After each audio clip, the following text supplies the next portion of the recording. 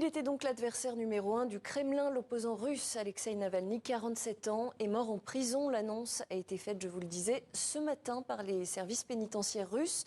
Officiellement, Alexeï Navalny s'est senti mal après une promenade. Le communiqué précise que les causes de son décès sont en train d'être établies. Pour en parler, nous sommes avec Jean de Glignasti. Bonjour. Bonjour. Et merci d'avoir accepté notre invitation. Vous êtes directeur de recherche à l'IRIS, l'Institut de Relations Internationales et Stratégiques, spécialiste des questions russes, ancien ambassadeur de France en Russie entre 2009 et 2013. Et je précise que vous êtes l'auteur de France, une diplomatie déboussolée, paru aux éditions L'Inventaire. Et nous sommes également en direct de Moscou avec notre correspondant Julienne Colling. Jean de Glignasti, une première question. Le président russe, Vladimir Poutine, s'est-il débarrassé d'un ennemi encombrant ? Alors, il s'en était débarrassé en le mettant derrière les barreaux. Mais il avait le choix, soit de lui laisser une carrière politique avec tous les inconvénients que ça représentait pour lui, soit d'en faire un martyr. Et il a fait le choix d'en faire un martyr. Je pense pas je pense que c'est terrible à dire, mais cette mort tombe mal pour lui. Il était à l'abri, si j'ose dire. On l'avait mis au frais. Et il n'intervenait pas dans la campagne électorale.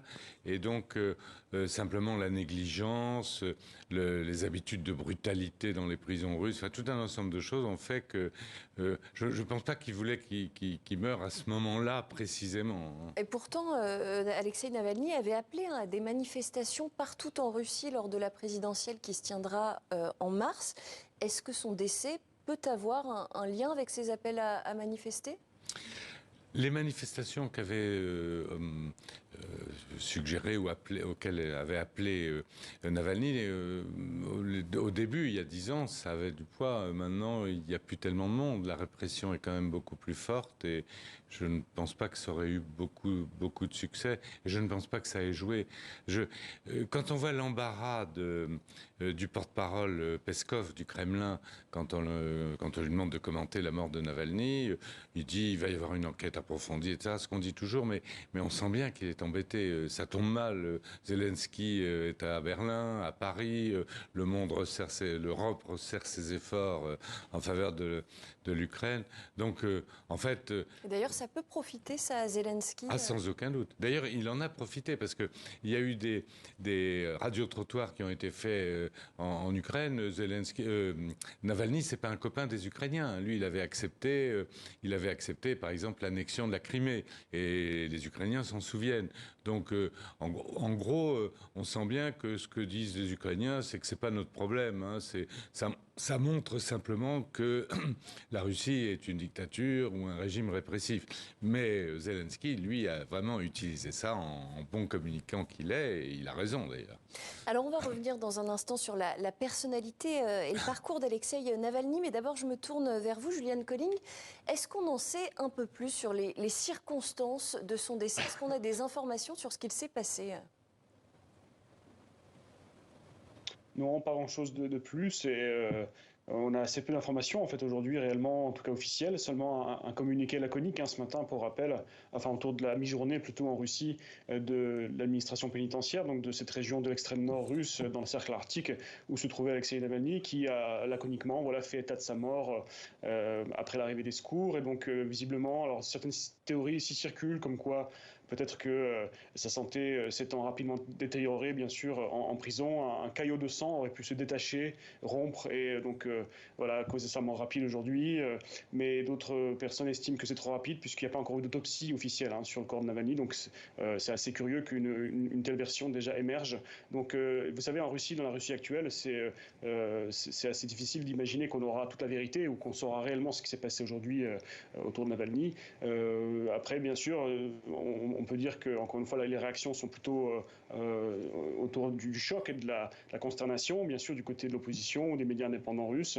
Et on sent également qu'effectivement, les médias plutôt pro-Kremlin ou également les voix pro-Kremlin sont assez gênés, ou en tout cas, il y a assez peu de commentaires finalement en longueur. Les gens commentent de manière assez laconique également. Et il n'y a pas non plus de saut de joie, si vous voulez, dans le camp pro-Kremlin. Il faut attendre de voir un peu comment tout ça va se décanter, les réactions qui vont suivre. Jean de Glignasti, pour revenir sur la personnalité d'Alexeï Navalny, comment est-ce qu'il était perçu globalement par la population russe? Parce que c'était pas non plus, enfin, c'était une personnalité qui avait aussi une dimension un peu controversée, on peut le dire. Vous avez raison. D'abord, même au meilleur moment, si je puis dire, de sa popularité, c'est-à-dire à l'apogée de l'action de Rospil, l'association qu'il avait créée contre la corruption, puis la fondation qu'il a créée contre la corruption.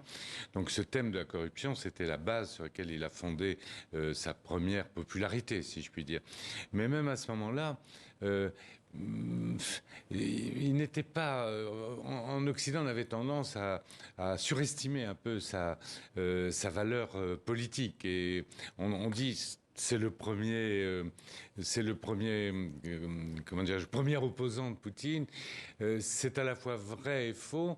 C'est vrai en ce sens que comme il chevauche le thème très populaire en Russie de la lutte contre la corruption, là ça touche tout le monde et c'est potentiellement un danger. Et c'est vrai aussi dans la mesure où il s'en prenait personnellement à Poutine, à la richesse de Poutine, etc. Et c'est vrai aussi, mais ça c'est moins net, parce que, en tout cas c'est dans l'esprit de Poutine, c'est qu'il a un positionnement relativement nationaliste. Et Poutine s'est toujours beaucoup plus méfié des nationalistes sur sa droite que de la gauche qui est dispersée, qui ne représente pas une force politique majeure. Alors vous le disiez à l'instant, c'est une personnalité qui a tout de même dénoncé sans relâche toutes les questions de corruption, la répression aussi, la guerre en Ukraine, hein, ici est vivement opposé. Ces combats à Alexeï Navalny, est-ce qu'ils ont servi à quelque chose? Est-ce qu'ils ont fait bouger les lignes en Russie? Ou est-ce qu'on peut dire aujourd'hui qu'il est mort, entre guillemets, pour rien? Alors, d'abord, il n'est pas mort pour rien. Il est mort en martyr, en quelque sorte, et son sang retombera. Hein, donc, et ceux qui l'ont tué porteront à tout jamais une responsabilité. Il est d'une certaine façon entré dans l'histoire. Alors, plus pratiquement maintenant, j'ai le sentiment que la campagne qu'il a menée contre la corruption a eu des effets, non pas au niveau de la très grande corruption, celle des dirigeants, parce qu'elle est obscure, elle échappe en fait aux tout venants. Les gens de tous les jours, à la limite même ça les concerne pas. Que le président ait un grand palais, après tout ils trouvent ça normal. Ça. En revanche, la petite corruption quotidienne, c'est quelque chose qui est ressenti dans le quotidien par tous les citoyens.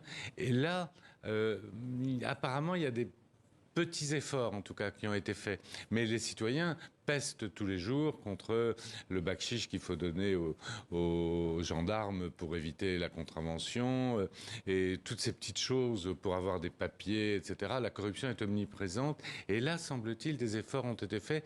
Et on peut en créditer quand même la crainte du pouvoir que la campagne menée par Navalny prenne de l'ampleur.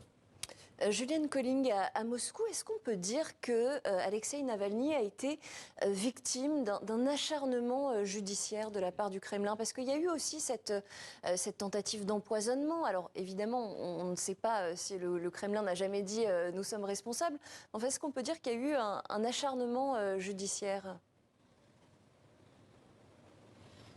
Oui, je pense qu'on peut le dire sans pincette, et pas seulement judiciaire d'ailleurs, hein, puisque Alexei Navalny, bien sûr, a accumulé les procédures contre lui et a été incarcéré depuis 3 ans, mais il y a aussi, vous le disiez, une tentative d'empoisonnement. Donc et aussi diverses attaques contre lui, même physiques. Donc disons que, si vous voulez, il n'y a pas que le côté judiciaire.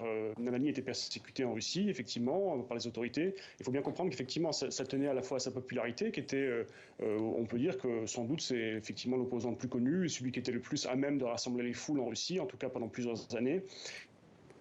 Et aussi, c'était dû sans doute au fait qu'il était vu comme un traître, en fait. Et on voit que dans cette Russie qui s'est durcie depuis peut-être 2019, je dirais, on se souvient de l'époque dorée de la Coupe du Monde de football en 2018, qui part extrêmement loin maintenant, mais c'était une époque tout autre. Et depuis, en fait, la Russie se durcit, se recroqueville sur elle-même, le régime également se durcit.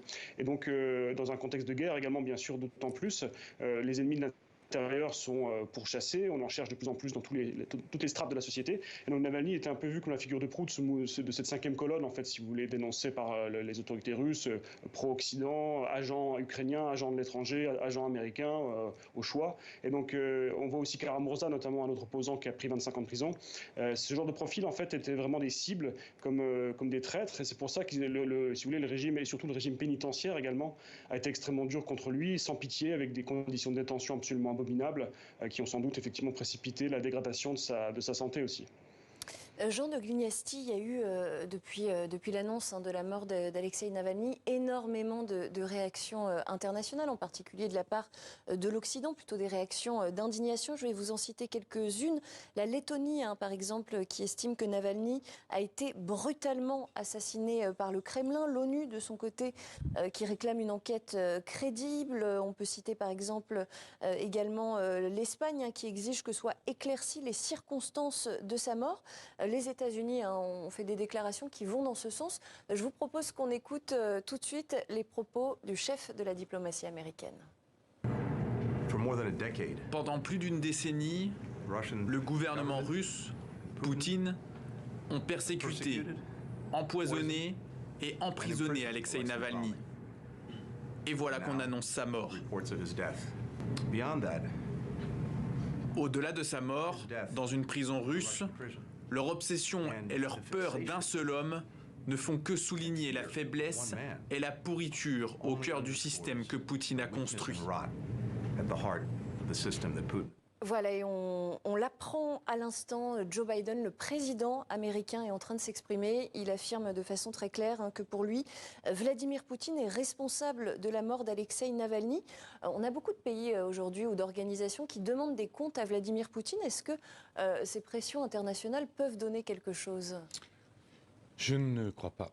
Je pense d'ailleurs que la mort de Navalny est un indice supplémentaire, s'il en fallait, de la volonté de Poutine d'aller jusqu'au bout. Il n'attend rien de l'Occident. Il a été condamné, enfin inculpé en tout cas par la Cour pénale internationale. Il n'est plus considéré comme un interlocuteur valable par de nombreux chefs d'État. Et donc actuellement, tous ses efforts sont concentrés sur la victoire en Ukraine. C'est son seul objectif. Il fait la guerre. Son seul objectif, il fait la guerre. Il y a aussi un objectif évidemment politique avec la présidentielle de mars. Présidentielle, Julian Colling, extrêmement verrouillée. Vladimir Poutine a écarté, on peut le dire, toute forme d'opposition. Oui, bien sûr. Et les élections en Russie, ça fait très longtemps que ce ne sont pas de réelles élections. Il n'y a bien sûr aucun semblant de démocratie là-dedans. C'est des candidats qui sont prévus en accord avec le bloc de politique intérieure du Kremlin. Donc, c'est pas la première fois d'ailleurs cette année. Mais il faut bien comprendre qu'en Russie, l'opposition réelle, on va dire, était justement incarnée par des oppositions un peu plus radicales, comme le mouvement de Navalny ou d'autres forces également. Donc, ces gens sont soit en exil maintenant, ou soit en prison pour la plupart. Donc, effectivement, les élections, la Russie conserve une sorte un peu de simulacre comme ça de démocratie pour garder un vernis d'élection. On sait que pour Vladimir Poutine également, c'est important de se sentir encore plébiscité, comme ça, élu, de recevoir de bons chiffres de vote pour sa part. Tout ça est préparé un peu en dessous de lui, si vous voulez. C'est pas Vladimir Poutine lui-même qui décide de tout ça. Il s'agit également de lui faire plaisir. Mais bien sûr, les élections de cette année seront encore moins compétitives que les années précédentes, puisqu'il n'y aura que 4 candidats, 3 contre Poutine et Vladimir Poutine lui-même. C'est le plus petit score depuis l'existence de la Russie indépendante. Donc voilà, je pense que tout est dit. Et ça sera le mot de la fin. Merci beaucoup, Julian Colling, en direct de Moscou.